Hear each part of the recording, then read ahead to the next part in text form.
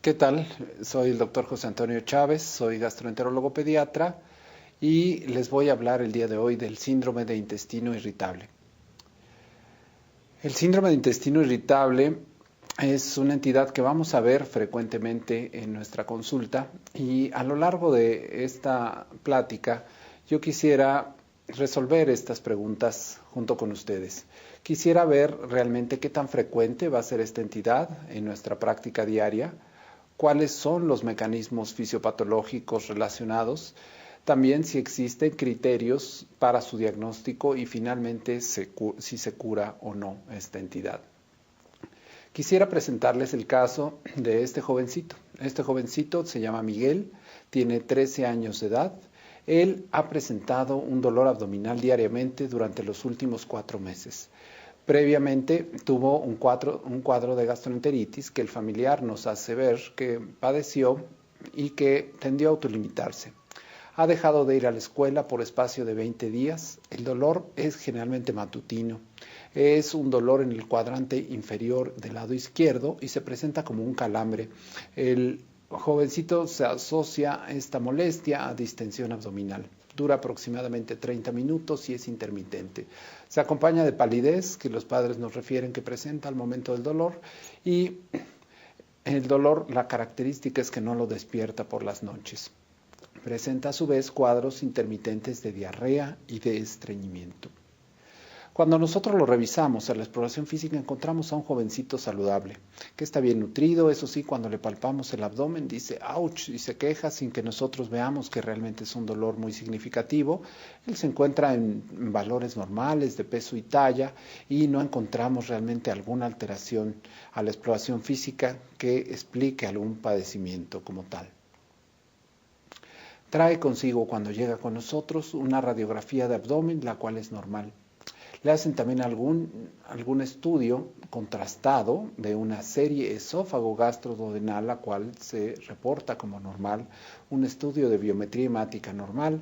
Y la pregunta de su madre cuando llega con nosotros al consultorio es que ¿qué es lo que le pasa a este joven? Ha ido a ver a un par de médicos, el médico inicial, médico A, vamos a definir, no le creyó. Consideró que este joven estaba saludable y le dijo, señora, usted regréselo a la escuela y este jovencito puede continuar su vida normal. Sin embargo, la señora, no muy satisfecha, acude con un médico llamado médico B, para este caso, el cual prescribe ranitidina y nitazoxanida. Sin embargo, el paciente persiste con una mala respuesta.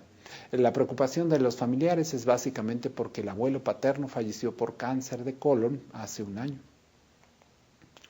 Por lo tanto, los objetivos cuando llega un paciente de estas características a nuestros consultorios es diagnosticar cuál es la naturaleza del problema, qué causa el dolor. ¿El dolor del paciente es real o tal vez el médico A tenía razón y el niño está sano totalmente y nos manifiesta realmente dolor que no tiene? Nuestro siguiente objetivo sería aliviar la molestia y la ansiedad e integrarlo a sus actividades comunes, a su actividad escolar lo más pronto posible. Y es que al parecer existen toda una serie de padecimientos que se relacionan a que existan síntomas recurrentes sin que exista una enfermedad estructural y que esto a su vez genera una problemática para vivir en estos pacientes sin que nosotros podamos encontrar una enfermedad orgánica. Con mucha frecuencia estas manifestaciones de síntomas donde no podemos localizar a través de estudios una enfermedad como tal son condiciones que generan mucha frustración en los padres, mucha frustración en los médicos y a su vez mucha frustración en los pacientes y con frecuencia, como ya vimos en la historia de Miguel, por algunos médicos son minimizados. El dolor abdominal recurrente en los niños y en los adolescentes fue inicialmente descrito por este autor que se llama John Apley hacia el año de 1958. Él toma a un grupo de pacientes que habían tenido dolor abdominal de manera muy recurrente durante cuando menos 3 meses y presentaban este dolor abdominal intermitentemente. El grupo de niños era de 4 a 16 años y el dolor les había quejado cuando menos durante 3 meses. Interfiere con su actividad cotidiana y En ese entonces, fíjense, hacia el año de 1958, tan solo el 8% de los estudios de estos pacientes, el protocolo de estudio, la investigación clínica, reflejaba un problema orgánico. Por lo tanto, podemos decir que el síndrome de intestino irritable es un trastorno funcional gastrointestinal caracterizado por dolor abdominal recurrente con cambios tanto en la frecuencia como en la forma de las evacuaciones sin que exista un padecimiento orgánico de fondo. Impacta, ya vimos, la calidad de vida. Hay frecuente utilización de los servicios de salud. Quien ha padecido el síndrome de intestino irritable es cliente asiduo pues del médico y eventualmente esto genera a veces problemáticas en los trabajos y pérdidas de horas hombre de trabajo. Y en el adulto se cataloga que puede haber un predominio de diarrea o bien un predominio de estreñimiento o finalmente ser un fenómeno alternante entre diarrea y estreñimiento. ¿Qué tan frecuente lo vamos a encontrar? Realmente algunos investigadores han estudiado esto, sobre todo en la población pediátrica que nosotros vemos, y han encontrado prevalencias de este tipo de dolencia en un 13 hasta cerca de un 17%, casi un 20% de los niños pueden llegar a quejarse de dolor abdominal en la etapa escolar. Y tan solo los menos van a ser realmente secundarios a un padecimiento orgánico. El doctor Apley tan solo decía que el 8%, ya con las técnicas novedosas de investigación, estudios endoscópicos, radiografías, tomografías, nos dicen que puede ir la naturaleza orgánica del dolor de un 7 hasta un 30% de los casos. Y realmente, si no es una enfermedad orgánica, que yo diga que es una gastritis o una tumoración o una litiasis vesicular, ¿qué es lo que realmente padecen estos pacientes? Se dice que básicamente van a ser tres entidades fundamentales que ocasionan el dolor abdominal crónico en estos pacientes. Uno sería el síndrome de intestino irritable, ¿no? Ya definíamos qué es este dolor con cambio en la frecuencia y forma de las evacuaciones. Cuando el dolor ocurre a nivel del epigastrio y a veces asociado a náuseas o a vómito y que eventualmente nos hacen una endoscopía y el estudio endoscópico es normal, esto se conoce como dispepsia funcional. Y a su vez existe el dolor abdominal funcional, donde no hay características de intestino irritable ni de dispepsia, pero el paciente se queja constantemente de dolor. Al parecer, el síndrome de intestino irritable es la causa más frecuente que aqueja a jóvenes y niños en este grupo de población pediátrica. En general, en la población tanto pediátrica como adulta, afecta al 10 al 20% de la población mexicana.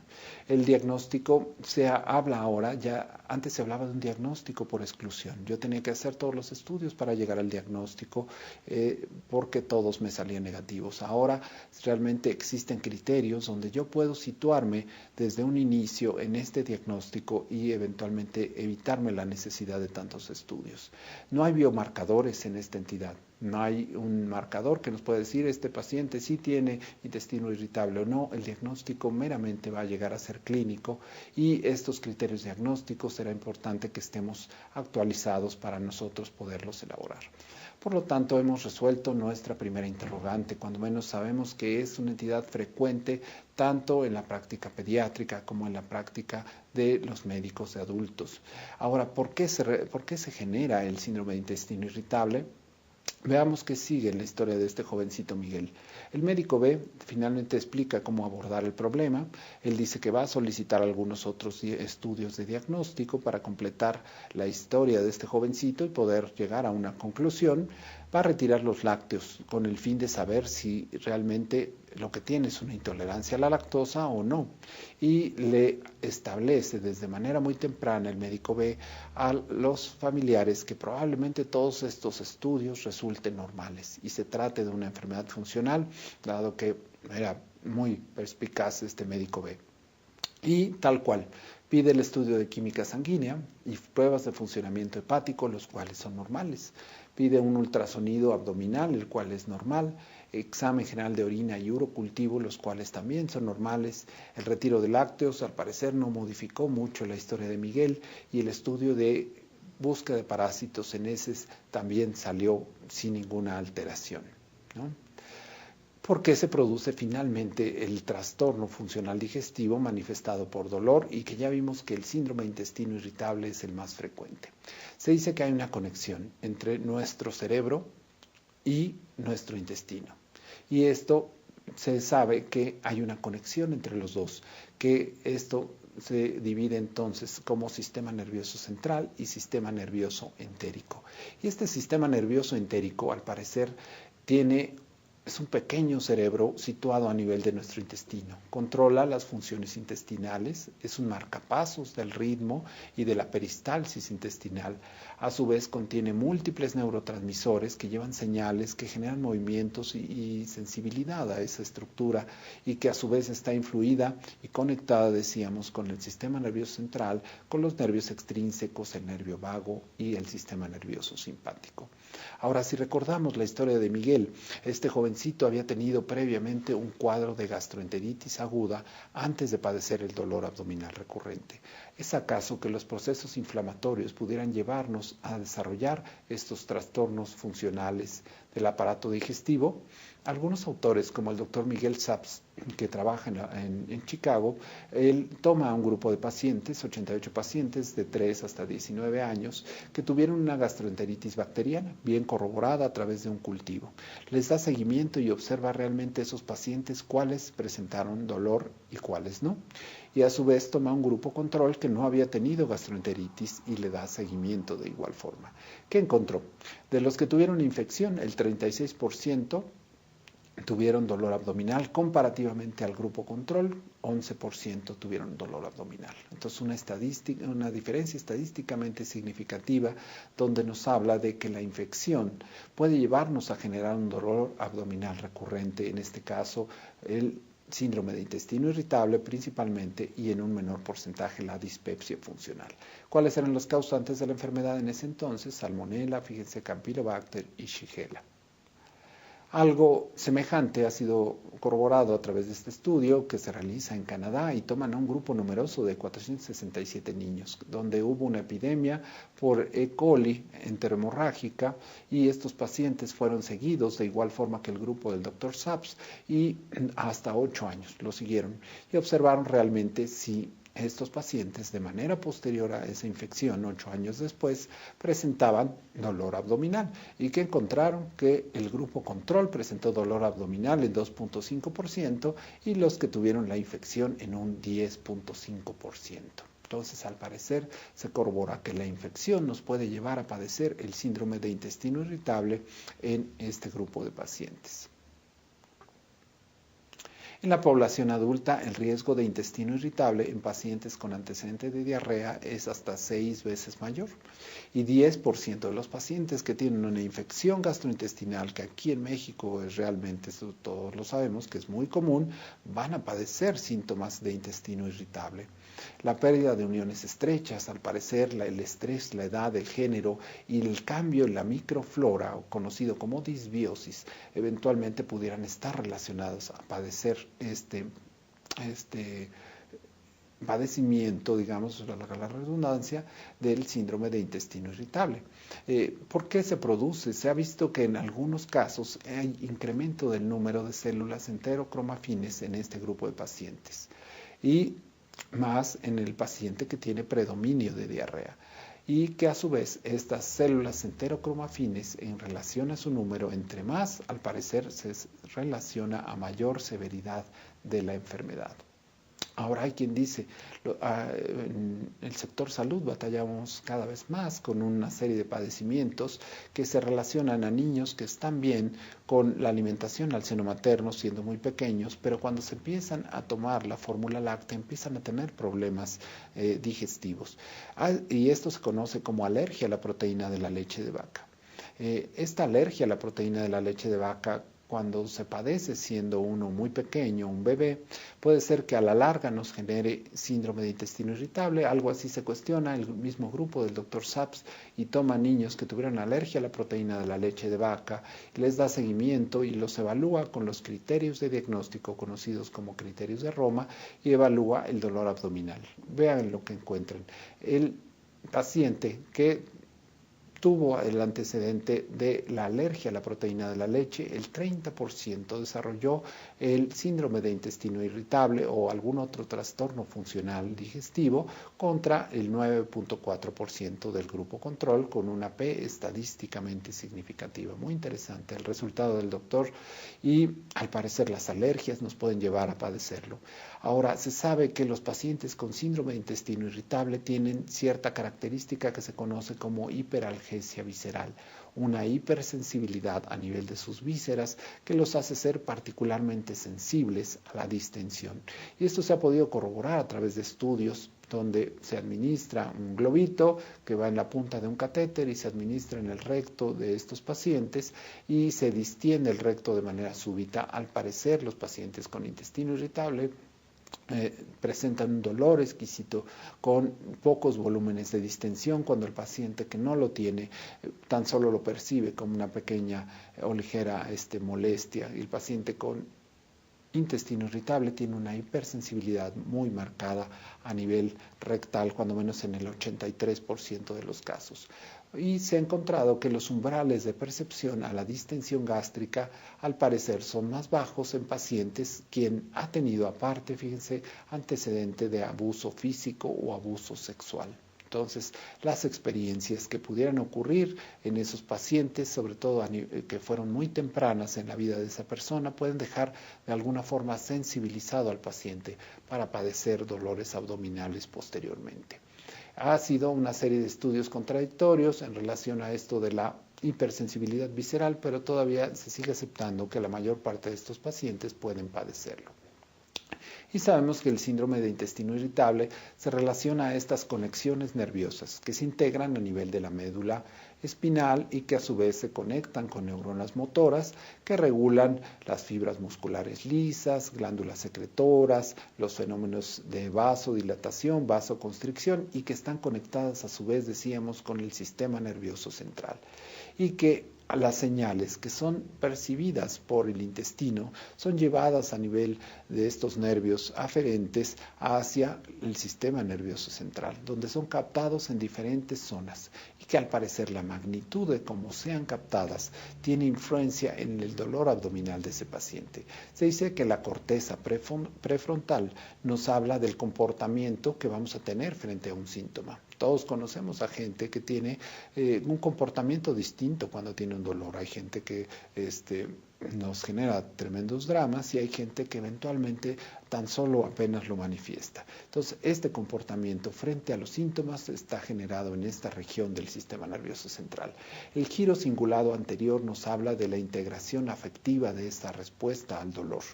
Y el tálamo nos habla de la distribución, o nos participa en la distribución de la información de todas esas señales.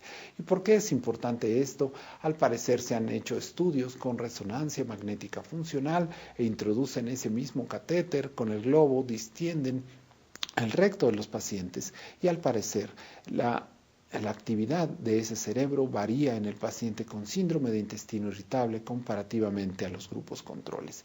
Todos estos lugares donde se generan estas respuestas afectivas magnificadas se estimulan en el cerebro del paciente con síndrome de intestino irritable comparativamente a los grupos controles. Y al parecer un mediador muy significativo en todo este proceso es la serotonina, o llamada también la 5-hidroxitriptamina. Se encarga de modular el dolor, se une a receptores, estimula la peristalsis, relaja el músculo liso, aumenta la secreción intestinal, provoca náusea, vómito y un efecto particular de la sensibilidad es llevado a cabo por la serotonina, principalmente distribuida en el tubo digestivo. Y que a su vez la serotonina actúa sobre determinados receptores, y estos receptores a su vez son los que llevan las señales y las respuestas a tanto el sistema nervioso central como el sistema nervioso entérico. Se dice que de acuerdo al tipo de receptor de serotonina que se ha estimulado, la respuesta va a ser diarrea o estreñimiento. Si el receptor estimulado es el 5-HT3, se dice que aumenta la motilidad, la secreción y la sensibilidad, y esto provoca diarrea en el paciente. Si a su vez los receptores estimulados son los 5-HT4, esto disminuye la motilidad, la secreción y nos provoca más bien estreñimiento. Entonces hemos visto que también esta situación de la sensibilidad visceral es significativa. Ahora, se habla de una hipótesis ambiental. Se habla, por ejemplo, que en los lugares donde hace mucho frío, en los lugares donde baja mucho la temperatura, en los del norte de Europa, en Canadá, se observa que es más frecuente que en estas temporadas de frío se presenten con mayor regularidad los síntomas del síndrome de intestino irritable. Se habla de los trastornos psicológicos y genéticos, todos lo hemos escuchado, que este grupo de pacientes son particularmente nerviosos, ansiosos, preocupones. Se dice que el paciente con dolor abdominal que es recurrente tiene más frecuentemente depresión, ansiedad que los grupos controles. Esto ha sido corroborado por varios investigadores y que los eventos tempranos, decíamos, en la vida pudieran tener repercusiones a nivel del aparato digestivo. Y al parecer el entorno puede llegar a ser muy importante. Esta investigación es muy clara en este sentido, donde evalúan la salud física y emocional de las madres, fíjense, no de los pacientes, sino de las madres de los pacientes, en este caso de niños de 8 a 15 años, niños y adolescentes, y le realizan que ellos tenían el síndrome de intestino irritable y dolor abdominal de tipo funcional. Le hacen un cuestionario a las madres y encuentran, fíjense, a diferencia de un grupo control, de niños que no tenían el dolor abdominal crónico. Madres más frecuentemente eran más jóvenes que el grupo control, menos frecuentemente casadas, menos frecuentemente vivían con el padre biológico de ese mismo niño y presentaban a su vez las mamás fatiga crónica, migraña, somatización con más frecuencia y a su vez intestino irritable, ansiedad y depresión en forma mucho más recurrente. Esto nos habla de la influencia que tenemos como padres y el entorno, digamos, que tiene ese niño sobre la presencia de sus síntomas. Se sabe que estos pacientes han tenido en un porcentaje antecedente de abuso físico y sexual. Se dice que los que han tenido algún tipo de abuso, niños que han sido abusados física o sexualmente, pueden presentar alteraciones de este tipo hasta en un 50% de los casos cuando ya son adultos. Y presentan mayor índice de síntomas psiquiátricos y menos adaptación a la enfermedad.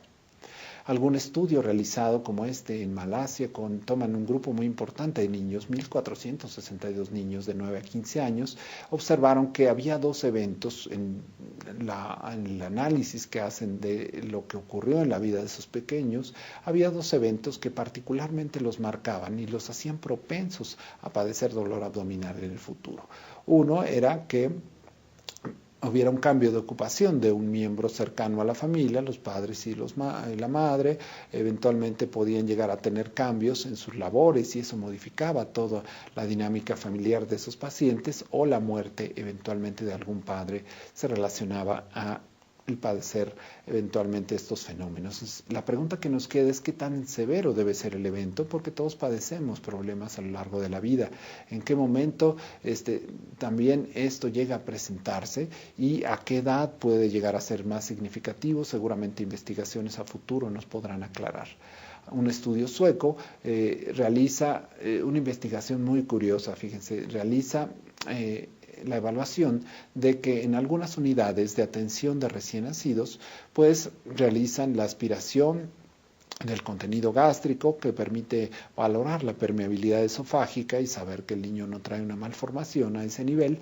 En otros lugares no, y evalúan qué pasaba con esos niños a los cuales les metieron la sonda y le aspiraron el contenido gástrico contra los que no lo hicieron, y evaluaron realmente desde este punto de vista si tenían más problema de dolor en la vida adulta, y entonces se encuentran que presentan hiperalgesia visceral e hipervigilancia cognitiva, eventualmente este grupo de pacientes de manera más frecuente los que les introdujeron la sonda que los que no.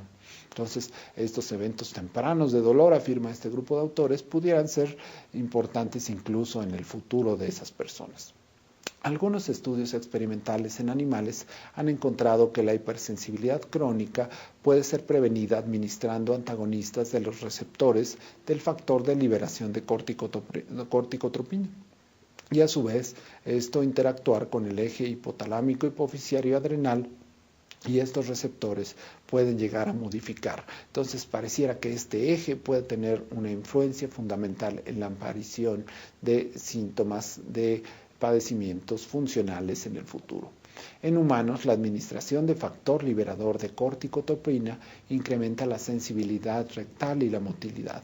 Antagonistas de este tipo de liberadores eventualmente pudieran mejorar la motilidad y a su vez disminuir la percepción visceral, y entonces van a ser trabajos que a futuro a lo mejor nos dan respuestas terapéuticas más adecuadas. Se sabe que este grupo de pacientes a su vez puede llegar a tener un incremento en la permeabilidad intestinal, que por alguna razón estas zonas del intestino que se llaman ocludina, digamos que es una especie de puerta que limita el paso de ciertas macromoléculas hacia la sangre prácticamente, pueden llegar a estar modificadas o alteradas, permitiendo que se genere un proceso inflamatorio y que a su vez eso nos lleve a padecer el síndrome de intestino irritable, ¿no? Todos estos estudios, al parecer, han investigado que los pacientes con síndrome de intestino irritable tienen una permeabilidad intestinal alterada que eventualmente pudiera tener que ver con la fisiopatología del padecimiento. Entonces hemos estudiado las causas fisiopatológicas de la entidad. Ahora existen criterios para su diagnóstico. Lo ideal es siempre, ya sea que veamos adultos o niños, siempre obtener los datos del propio paciente. La mayoría van a ser padecimientos no de tipo orgánico, tenemos que tenerlo en mente. El dolor, fíjense, del tipo funcional es generalmente periumbilical, autolimitado, no muy bien definido, ¿no? No le duele el cuadrante superior derecho del abdomen ni la zona más comúnmente observada de la región donde está el apéndice, sino es un dolor más bien difuso en estos pacientes. No se relaciona actividades a la dieta y no despierta al paciente por la noche, como era el caso de nuestro paciente Miguel. En quienes sí tenemos que hacer estudios de diagnóstico, en quienes no me tengo que quedar en que es un síndrome de intestino irritable y le doy tratamiento, sino que a lo mejor tengo que investigar si hay un tumor, si hay una úlcera, si hay gastritis, si hay una infección. Cuando el dolor persiste a nivel del cuadrante superior e inferior derecho, pudiera ser una de estas banderas rojas que nos invita a investigar. La disfagia, el vómito persistente, el sangrado de tubo digestivo, la diarrea nocturna, la historia familiar de enfermedad inflamatoria intestinal, enfermedad celíaca o úlcera péptica, o a su vez el dolor que despierta al paciente por las noches. Un dato muy importante que debemos preguntar. Artritis, enfermedad perirectal, pérdida de peso involuntaria, falla de crecimiento, pubertad retardada o fiebre inexplicada, se habla que son síntomas de alarma o signos de alarma que nos invitan a tener mucha precaución con esos pacientes y tal vez estudiarlos lo más profundamente que se pueda. Los criterios de Roma se han establecido como los criterios de diagnóstico de los trastornos funcionales digestivos. Inicialmente, los primeros criterios fueron hacia del año de 1999 y se publicaron estos que incluso traían el suplemento para paciente pediátrico, y posteriormente salieron los criterios de Roma 3 de los trastornos gastrointestinales funcionales, los últimos publicados en el 2006. Estos nos dicen que los pacientes con dolor abdominal crónico, sobre todo en los grupos pediátricos que nosotros vemos, es las tres características que hemos comentado.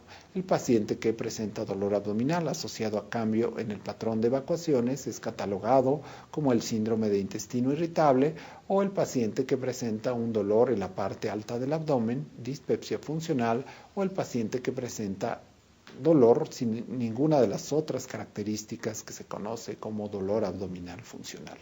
Entonces los criterios están establecidos, se dice que al menos deben ocurrir una vez por semana, cuando menos 2 meses antes del diagnóstico, y asociado a 2 o más de las siguientes observaciones: mejora con la defecación y el dolor, se asocia a cambio en la frecuencia de las evacuaciones o cambio en la consistencia de las evacuaciones, sin que exista algún proceso inflamatorio, neoplásico, metabólico que explique el padecimiento, y de esta forma podemos llegar al diagnóstico. No necesitamos, si no hay banderas rojas, realizar ningún estudio de laboratorio. Entonces existen criterios. ¿Se va a curar o no se va a curar? Es la pregunta de los padres. ¿Qué se ha utilizado para el manejo del síndrome de intestino irritable? Se han utilizado recursos a través de la dieta, probióticos, antiespasmódicos, antagonistas de la serotonina, antidepresivos, terapia cognitivo-conductual y terapias alternativas, entre otros muchos manejos, que podemos revisar sobre todo en un grupo de pacientes como el de la edad de Miguel. Este grupo de autores evalúa si darles una dieta libre de lactosa a los pacientes puede mejorar su dolor abdominal crónico.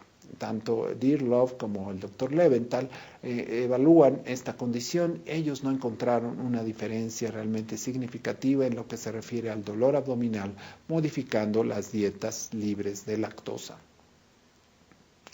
Tanto Christensen como Feldman, ellos tratan de responder si es que la fibra es la respuesta a este padecimiento. Yo dando más aporte de fibra, el paciente tendrá menos dolor. Esto lo probaron dando dietas con galletas con mayor contenido de fibra o mayor fibra de trigo dentro de un cálculo dietético y observaron que no hay una diferencia significativa en relación a la respuesta al dolor.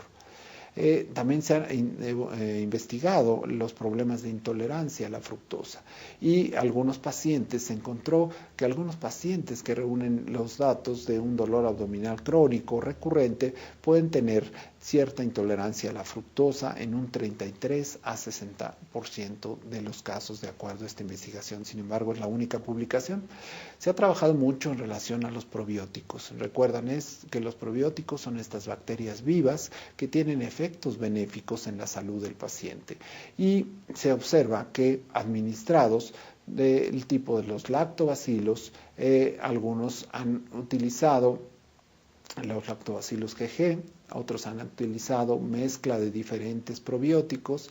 La dificultad es que a veces las dosis son distintas y los compuestos de los probióticos son también diferentes y han evaluado los síntomas del intestino irritable suplementándolo por tiempos variables de 6 a 8 semanas en los pacientes. Algunos han encontrado disminución de los síntomas de manera individual, no tanto la mejoría del padecimiento como tal, pero sí los síntomas individualmente, como estos con lactobacillus GG, disminuían los síntomas o la distensión del paciente, la frecuencia del dolor y eventualmente ese componente del BSL3, que es un cóctel de diferentes probióticos, encontraron mejoría de los síntomas como dolor abdominal, distensión, meteorismo y mejoría en la calidad de vida.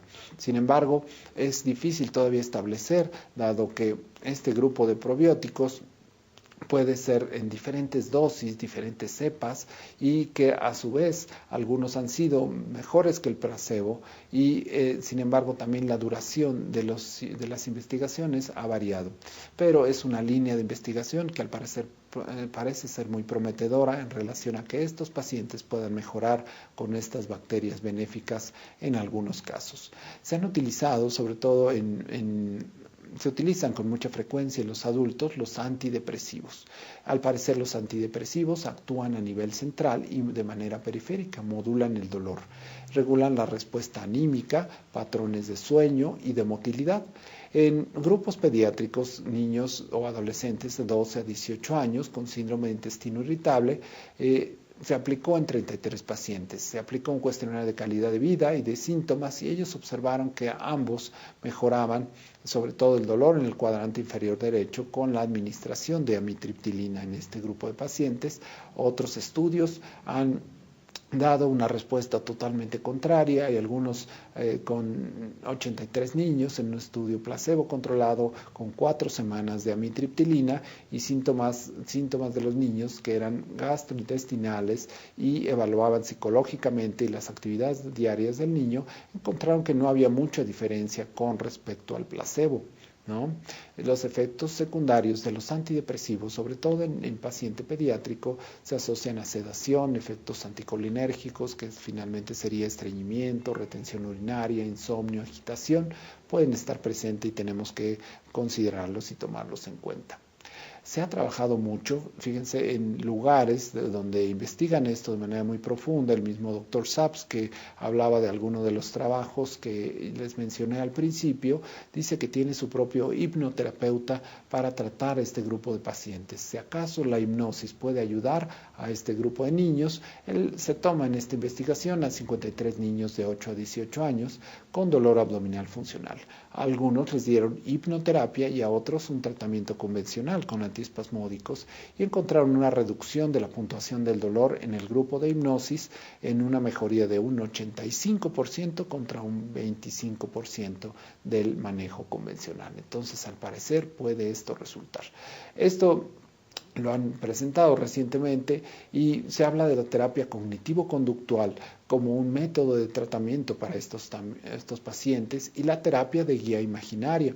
En este grupo de pacientes, fíjense, toman a niños los cuales tenían dolor abdominal crónico y les daban estas especies de cintas de audio o discos con un audio programado donde eventualmente lo escuchaban por las noches y seguramente les invitaba a que el día siguiente no iban a tener mucho dolor abdominal, iban a estar tranquilos, iban a estar relajados y lo escucharon por 8 semanas mientras dormían estos pacientes.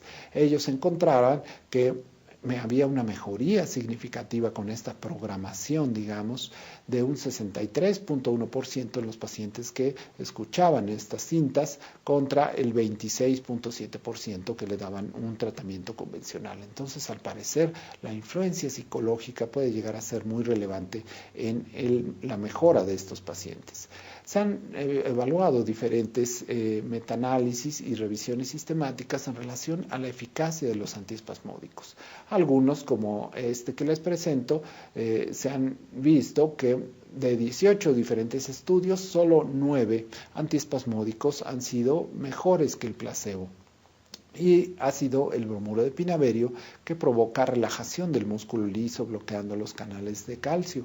Otro medicamento que ha resultado útil para el tratamiento del síndrome de intestino irritable es el bromuro de otilonio, que básicamente tiene efectos anticolinérgicos o antimuscarínicos que ayudan a disminuir la percepción del dolor.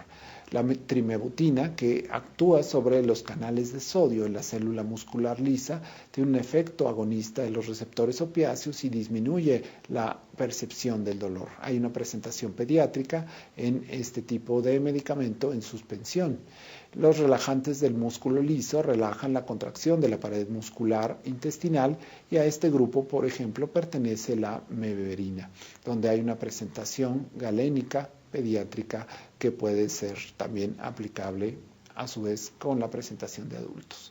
Y hace algunos años existía en México en el comercio el aceite de menta, el cual actúa relajando el músculo liso, básicamente también sobre los canales de calcio, y en algunos niños con síndrome de intestino irritable les administraban el aceite de menta y el 76% mostraban mejoría de sus síntomas. Entonces se puede hablar de que aunque no existe ahorita una presentación comercial, es un medicamento que pueda resultar útil. Pero nos acercamos al final de la charla y realmente no sabemos qué ocurrió con Miguel. Recordemos que el doctor B le mandó a hacer algunos otros estudios y le tomó hasta una tomografía, la cual fue normal. Le hizo una prueba de intolerancia a la lactosa con hidrógeno expirado y no encontró ninguna alteración. Y el doctor B, decíamos, les presenta a los padres de manera muy hábil estos hallazgos negativos como algo positivo. Le dice, señora, se gastaron una fortuna, pero realmente todos los estudios están bien y eso es muy bueno para el niño porque realmente no tiene alguna enfermedad grave. Se habla con los padres detectando que este niño realmente lo que tenía era una alteración en la dinámica escolar. Y sabemos que existe el abuso entre compañeros y ahora es muy común y lo que le llamamos bullying. Y eventualmente Miguel era sujeto de bullying y esto le pasaba todos los días, que se lo agarraban los compañeritos de bajada y le daban tremendas golpizas. Y al parecer eso era la causa de que Miguel tuviera sus molestias abdominales. Se habla con los padres, con maestros, se busca otra escuela y el paciente eventualmente mejora. Ahora Miguel ya no vive aquí en México, vive en Canadá y él se comunica ocasionalmente a través de vía electrónica con nosotros y nos dice que ha estado mejor, pero sin embargo que cuando hay frío a veces le duele su abdomen y entonces como en Canadá hace frío hasta 6 meses al año, pues entonces a veces sigue presentando su dolor. Entonces, si el niño se ha curado, esa pregunta o este jovencito se ha curado, la pregunta queda un tanto en el aire, ¿no?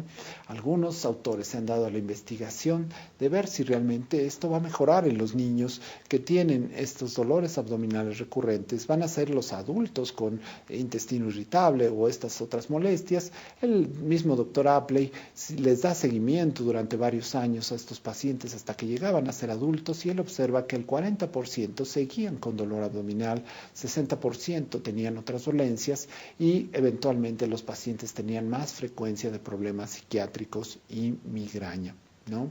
Lo cual nos habla de que es un problema que probablemente arrastremos en un buen porcentaje a lo largo de la vida. Y por lo tanto se queda en el aire si este padecimiento se va a curar propiamente o no, o tan solo lo podemos controlar. Y queremos terminar tan solo diciendo que el síndrome de intestino irritable, como otros trastornos funcionales digestivos, requerimos siempre una historia clínica completa y una revisión cuidadosa. Utilizar estos criterios diagnósticos actuales y suficientes, estudios en caso de que yo encuentre esas banderas rojas para convencerte de que tanto ese paciente pediátrico o ese paciente adulto está bien. Ventilar con los papás que existen a veces problemas que van más allá de lo que es físico, ¿no? Y que estos son comunes en todas las edades y que existen mecanismos del dolor que ya revisamos el día de hoy y que es importante que el paciente, aunque tenga el dolor, pues le daremos su tratamiento y el paciente tendrá que regresar a la escuela y continuar con su actividad y su vida diaria. Evaluar el beneficio de estos tratamientos farmacológicos que están sumamente cambiantes con el paso y los avances de la tecnología y asegurarse al paciente y al familiar que vamos a estar involucrados con su problema. Entonces le decimos, Miguel, aunque estés lejos, tú háblame cuando sientas dolor, escríbeme cuando sientas dolor, y cuando menos ahí estaré yo para darte un consejo. Y finalmente esta entidad nos dice que este tipo de padecimientos resulta de un verdadero reto para los médicos, un reto y también una oportunidad para practicar el arte de la medicina, porque sabemos que el niño y el adulto son unidades biopsicosociales y realmente si nosotros analizamos todo lo que causa este tipo de problema, influyen los factores biológicos, psicológicos y sociales. Y con esto yo termino. Les presento a mi grupo de trabajo y les agradezco mucho.